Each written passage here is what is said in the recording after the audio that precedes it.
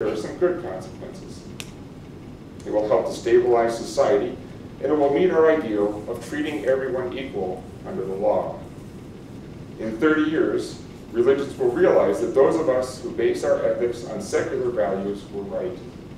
At that point, you can expect to see religious people taking credit for gay rights. And finally, if you try to base your ethics on God belief, and you later lose your God belief, well then you've lost your basis for ethical behavior. But if your ethics have a basis in the natural world, evolution, consequences, empathy, then it doesn't matter if you believe in a God or not. You can lose your supernatural belief, but you can't lose the natural world. Thank you.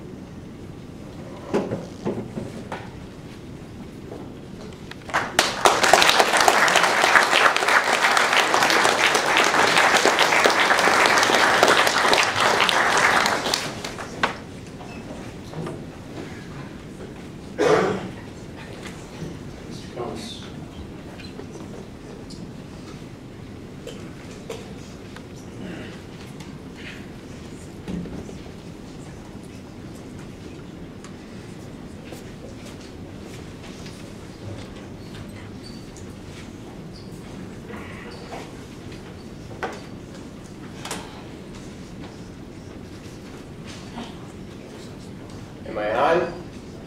All right. Well, thank you all very much for coming to this important debate. Can we be good without God? I'm going to address this question pretty simply with 3 points. Number one, what is irrelevant for this debate?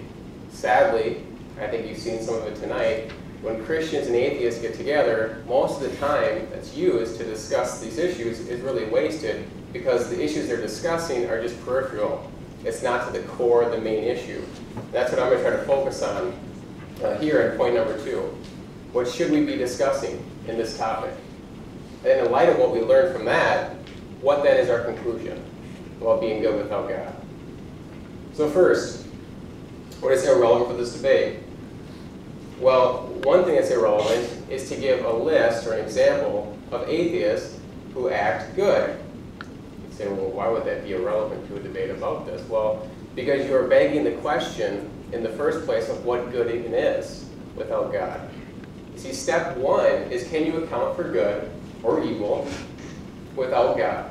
If you can do that, then yes, you can proceed to step 2 and observe people who are atheists who do good things. And then step 3, your conclusion be, okay, we can be good without God. But if you can't get past step 1, then you have just been begging the question the entire time of good even existing in the first place. You can't just assume that. Number 2, I don't at all deny that atheists dislike Christianity or the Bible. I know you don't like a lot of passages in Scripture. We've heard a litany of them tonight. But again, how is that relevant at all to the topic? To even be able to quote these passages, you need to know in itself what is good, what is evil. You can't just arbitrarily appeal to some standard out there and then blast that at God. You first need to account for that standard. And if you can't get past that, then everything you say that you don't like about the Bible is completely arbitrary, because you can't even account for that own standard that you're using. Number 3, I know Christians do not agree on all moral issues. It's not a secret. I think it's pretty obvious. But again, the argument tonight is not that Christians as a body are the standard of right and wrong. It's not the argument. The argument is that above Christians is God, who's unchanging, perfect, holy, and all-powerful, who is the standard of right and wrong, does not change, is not arbitrary. That's the argument, not Christians who try to appeal to God and to act. Number 4, and this was used in some of August's opening remarks, and that is, what is this God? What is he made of? I'll say, well, God's a spirit, the Christian God's spirit, eternally existing in 3 persons. He created the universe. He transcends space, time, and matter. And we can give answers like this, and they'll say, well, how does he operate? What mechanism does he use? Say, well, I can tell you generally how God operates as revealed in Scripture, but if you want the mechanics of how God made a cow, or how he made human beings, or how he made the universe. I'm sorry, I just can't give that to you. An atheist will say, well, that doesn't tell us anything about God. That's just meaningless then. Is it really? What can we conclude from something like that? What we can conclude is that we cannot comprehend God. And I would hope that would be the case. Because if the infinite God could fit into August Berkshire's finite brain, he wouldn't be God. August then would be God. Or you would be God if you could comprehend him. So all it's saying is that we can't comprehend God. It's not saying we don't know anything about God. There's a big difference there. Okay, so what is the real issue? The real issue is, can the atheist, in his worldview, account for good and evil? It's very simple, very straightforward. Can you account for that? And that's what I'm going to be addressing here with most of my time. And to do that, I'm going to go through the state of humanity. If evolution and atheism is true, what are human beings at base? What are we? I'm going to go through where we came from, how we got here. In light of that, what value then do we possess? And then where are we going? What's our future?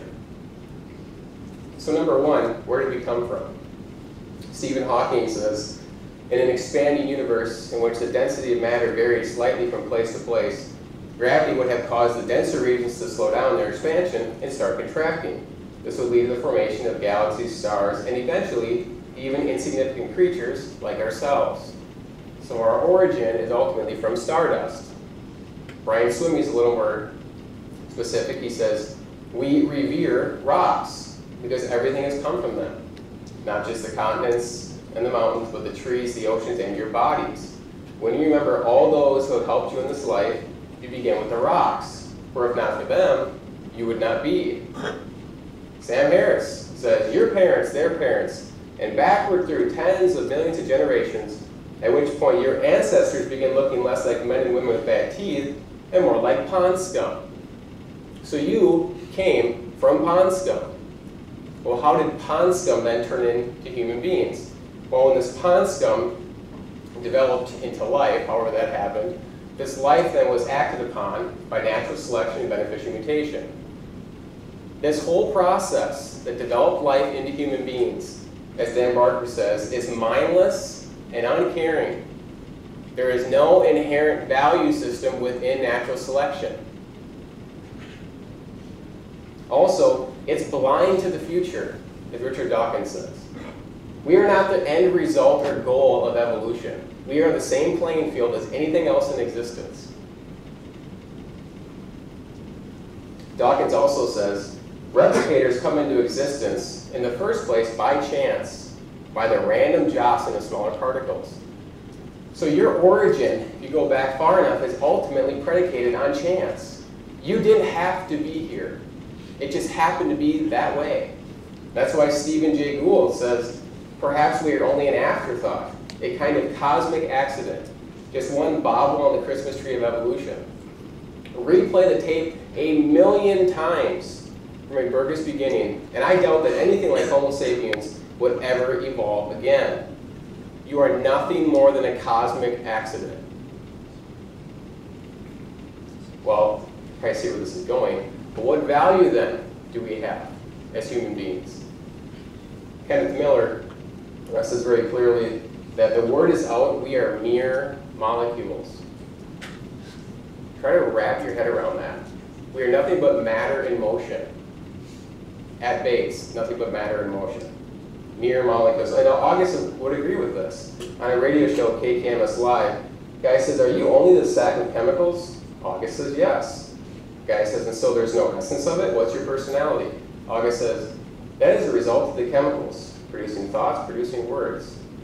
There is nothing other than the physical realm? Right. So we, at base, are just chemicals. Everything you value in life, everything you think is true, is nothing but the chemical reactions in your brain. Nothing more. That's why Michael Ruse says there is no progress to evolution.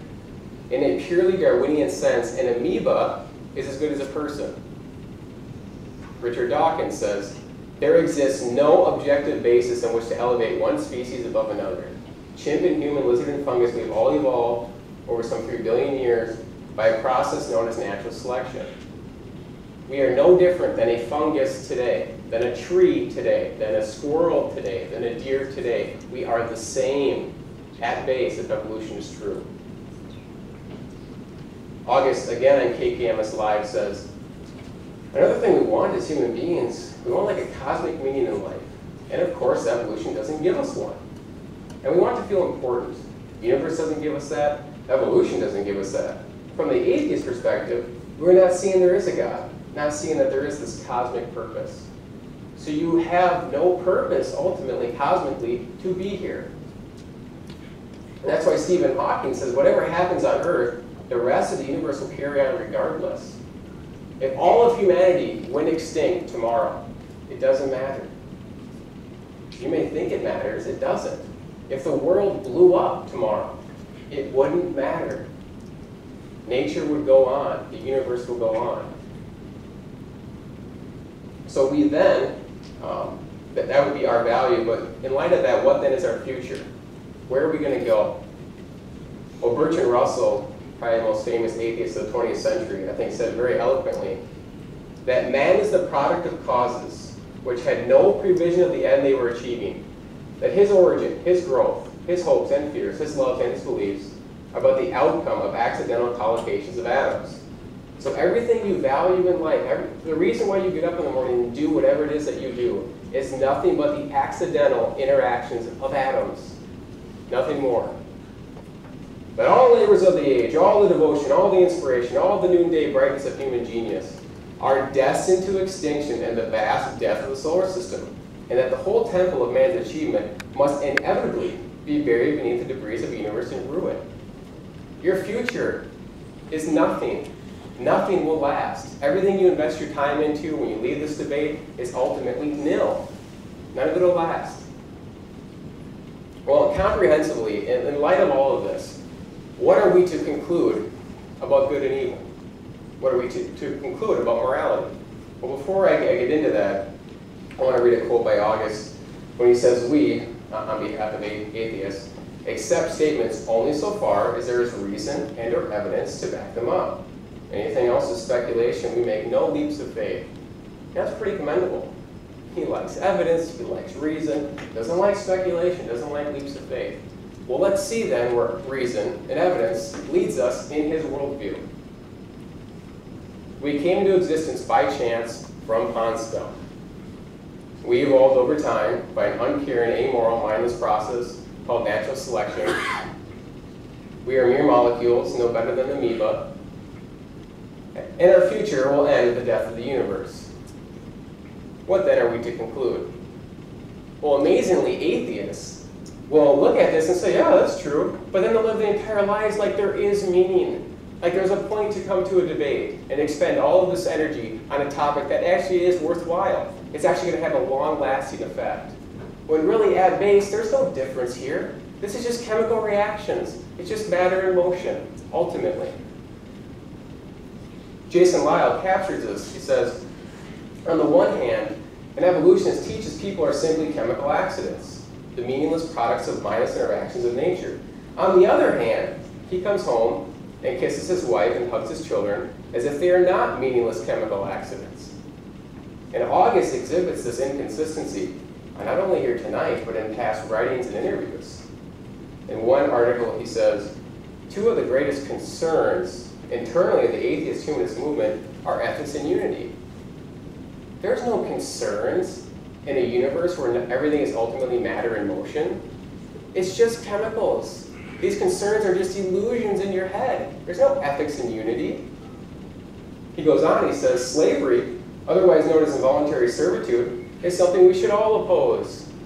Slavery in an atheistic worldview, atheistic universe, is nothing but molecules interacting with other molecules. What does it matter if a certain conglomeration of molecules interacts with another conglomeration a certain way? There's nothing within nature that says they have to interact this way or that, or this is wrong and that is right. It's not there. You want to believe that, but that's in contradiction to your worldview. You can't account for it. It gets worse. August says, I do think there are some downsides to Christianity. I don't want people to be aware of those. For example,